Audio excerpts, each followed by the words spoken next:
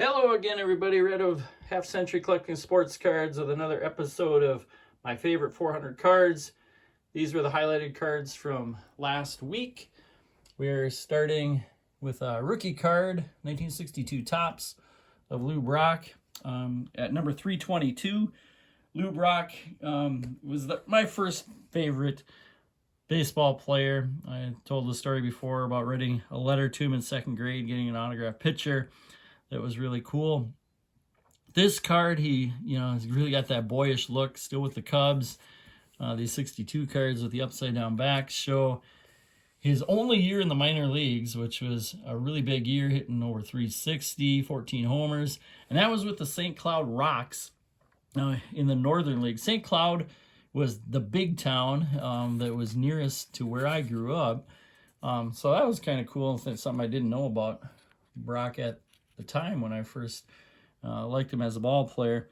You're going to see, and you have seen, a bunch of other Brocks. So I'm not going to talk a whole lot about his Hall of Fame career. And my next guy is the one who became my favorite player of all time, Rod Carew. That's his 76 Topps. And the reason I like that's just kind of the look that I really remember Rod having with that big chaw in the cheek. He eventually did quit chewing, but he always had a bunch of chew. Here he is coming off the bench, or sitting on the bench, probably getting ready to hit. He was born to hit. He had 4 straight, and you can see it here, batting champ seasons coming into this card. Hit 359 that year, 364 the year before, 350 the year before that. So Rod Carew.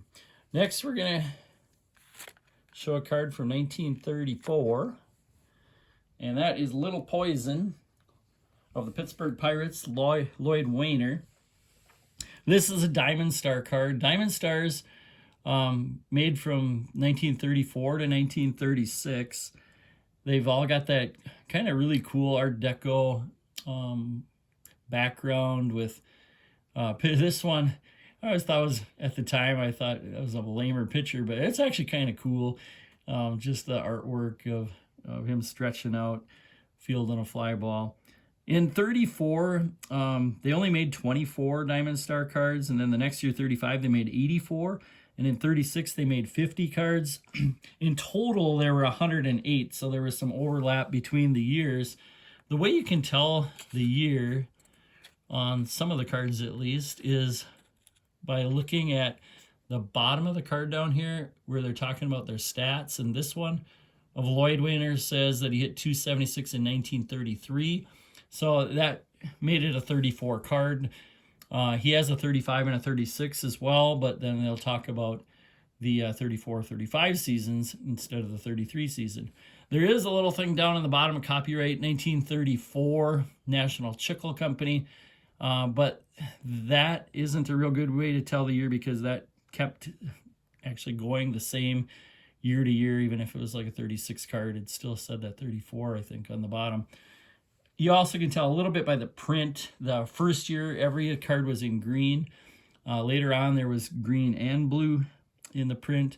The National Chicle, it came as a pack with gum and a card, cost 1 cent. Unfortunately, that company went bankrupt and sold out to Gowdy in 1937. Lloyd Wayer, though, as a player, he isn't one of your top Hall of Famers, but his first 3 years were phenomenal. He had over 220 hits each of those first 3 seasons, and his 678 hits in those first 3 seasons is still a major league record.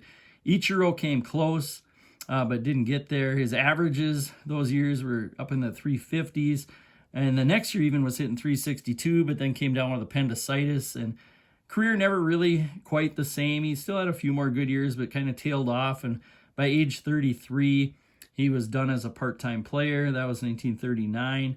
He ended up playing until 45, but just a few games every year. He did end his career with 2,459 hits and a 316 average, but only a 29.8 WAR, which is one of the lower Hall of Fame totals. Next card we are going to feature is a Dandy potato chip card from 1954 of Al Lopez. Now, Dandy made pretzels and potato chips. They were actually in business till 2018. They were an Ohio-based company, so had a lot of Indians in the set. They actually just had 6 teams. The most famous or the coolest card of that set is the Mickey Mantle. I would love to have that, but I don't.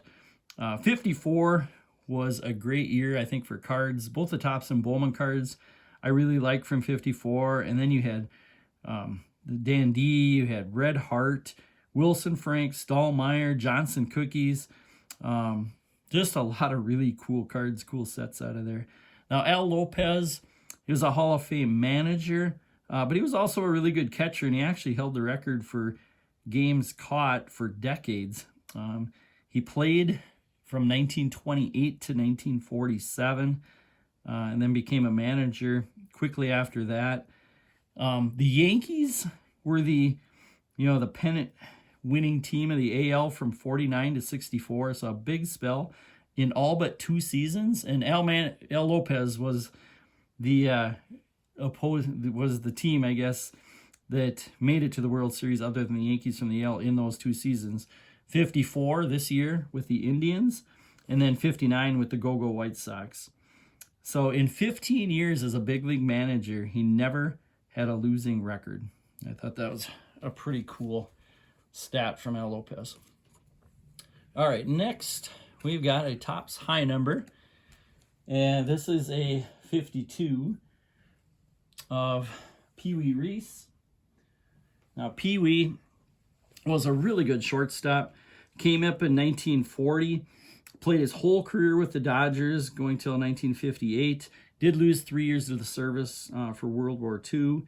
And I think he was known a lot for his great friendship with Jackie Robinson. He was really a proponent that helped Jackie get through a lot of those tough times. There's this one moment where they say in his rookie year in Cincinnati that Peewee in warm-ups came over from shortstop and put his arm around Jackie to show the crowd. I don't know if that really happened, and Rachel Robinson, Jackie's widow, said it didn't really, but it maybe actually happened the next season in Boston. But whether it happened or not, he was a big proponent of Jackie and helping, I guess, make it a little easier, though it sure wasn't easy for Jackie Robinson coming up. But Peewee was a great defensive shortstop. 4 times he led the league in defensive WAR. Very deserved Hall of Famer, had over 2,000 hits for a little guy. And Peewee is not for being a little guy. So you can see, and I first learned that reading the back of his 52 Topps card. It says he became known as Peewee because he was a marble chap, and a peewee was a small marble. But he did hit 126 homers, 230 some steals, and he retired with a 68.4 career WAR. And I found this. I thought it's kind of cool. Just show a little Peewee in action. Peewee Reese has a way with Dodger rookies or Sandlot youngsters. Peewee, you do a lot of work with boys. Not work, Al. I like baseball and kids. I enjoy helping teenagers start right. Oh, that's around shaving age. And you give them pointers on personal appearance, too? Yes. A boy has more self-respect when he's clean-shaved. I tell him to use a Gillette razor, Al. You said it. The Gillette Super Speed Razor. And today there are 3. Light for sensitive skin and most younger men. Regular for average skin and beard. Heavy for men who like the heft and feel of a heavier razor. Each is different, precisely engineered. Probably not. One. Peewee. Next on the list, I've got, and you might be getting tired of me showing cards from 1973, but that was the first year I bought cards as a kid. And this is Franco Harris. I just think that's a cool card, wearing the stocking cap. And I first remember Franco, I must have, been 7, maybe just turned 8 years old, when I saw this play in the playoffs. I'm going to show another quick video. Bird's eye view of the play. Steps up, throws way upfield, batted down by Tatum, a little deflection to the announcer there was saying it was Frenchie Fuqua, but it was actually Franco Harris making that play. So Franco was quite a running back in the day for the Steelers. You can see in the back of this card what kind of a rookie season he had, averaging 5.6 yards a carry, gained over 1,000 yards. He gained over 1,000 yards his first 8 years in the NFL, was in the Pro Bowl his first 9 years, teamed with Rocky Blyer as running backs to win 4 Super Bowls.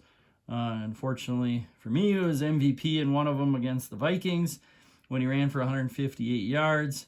And when he retired, he was the 3rd all-time leading rusher. So Franco Harris got his name Franco because his mom was Italian. His dad fought in World War II, stationed in Italy, and met his mom there. And that's it, Franco Harris. My last guy for today to feature is Fergie Jenkins. Now, Fergie came up with the Phillies in '66, quickly traded to the Cubs, and unfortunately, he didn't have any great cards, but I still have to, I liked Fergie as a player, and any vintage Hall of Famer, I got to show one of her cards on these top 400, so I went with the 71 just because he won the Cy Young that year. He was kind of in the middle of that winning 20 games. He had 6 years in a row winning 20 games for the Cubs. This was getting towards the end of it. This 71 season, incredibly, through 30 complete games, he was 24-13. And his strikeout to walk ratio, he had 263 strikeouts and only 37 walks. So, great pitcher. He only won the Cy Young that one season, but he came in second twice, and he also came in third twice. And in his career, he had over 3,000 strikeouts and less than 1,000 walks. He also won 284 games, and he finished with a career WAR of 84, which is one of the top pitchers, actually, of all time. Great starting pitcher, Canadian-born Fergie Jenkins. So that's your list for today.